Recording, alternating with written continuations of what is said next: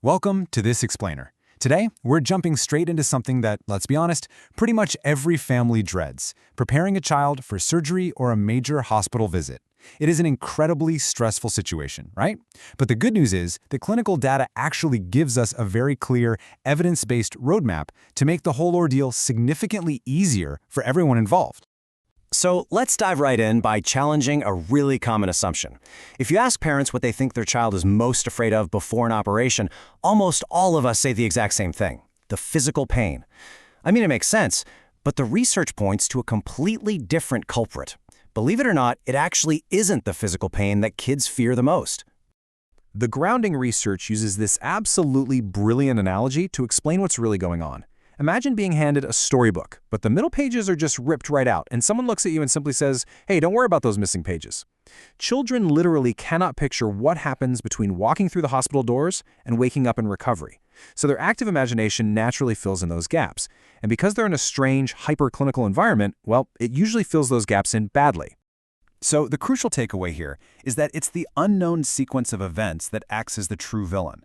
This fear of the unknown causes severe, measurable distress. We aren't just talking about making a child feel a little bit cozier. This level of panic has real physiological consequences. And that is exactly why top hospitals now treat psychological preparation as vital clinical care, not just some optional bonus. Okay, let's look at how this actually plays out in the real world. We're going to examine a double-blind, randomized, controlled trial published in the Journal of Child Life. The researchers wanted to test a very specific clinical solution, comparing the outcomes of standard care against standard care combined with a video modeling intervention. Here's how they set the whole thing up. Researchers took 60 children, all between 5 and 10 years old, who were scheduled for same-day ambulatory surgery. They carefully divided them into two groups. You had an intervention group that watched an informational modeling video beforehand and a control group that didn't. The main goal? To see if visually walking through the process in advance would actually move the needle on their anxiety and behavior. Now, to measure that fear clinically, they couldn't just ask the kids, "Hey, are you scared?"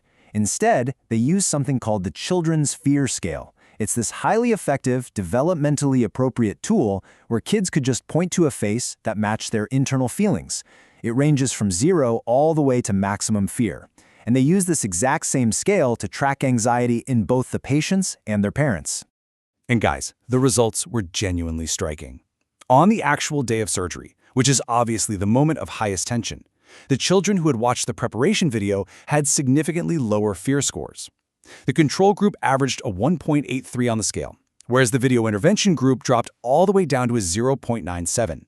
That is essentially cutting the terror in half, exactly when the child needs relief the most. But you might be wondering, why are we obsessing so much over the moments right before the surgery? Well, it's because this drop in anxiety matters immensely for the days and weeks after.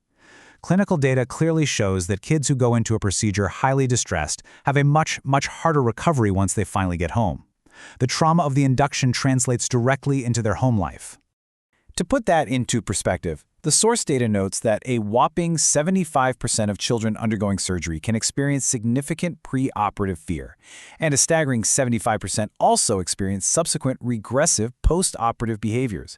We are talking about severe eating problems, intense nightmares, enuresis, and separation anxiety that can linger long after the physical wounds have healed. Fortunately, the researchers tracked all this using a specialized post-hospitalization behavior questionnaire, and the data was crystal clear. The video intervention successfully reduced these negative post-hospital behavior changes. It proved incredibly powerful for the 8 to 10-year-old demographic in particular, and it specifically mitigated those negative impacts for kids having surgery for the very first time. By treating the mind beforehand, they literally protected the child's recovery afterward.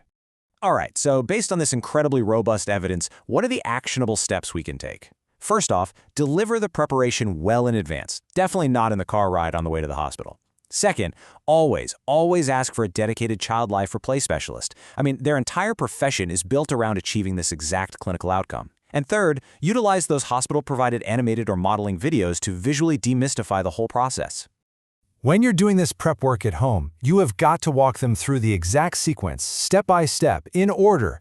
You arrive at the hospital, you get your plastic wristband, you put on the funny gown, you wait for your turn, you get the mask or cannula to go to sleep, and then you wake up safely.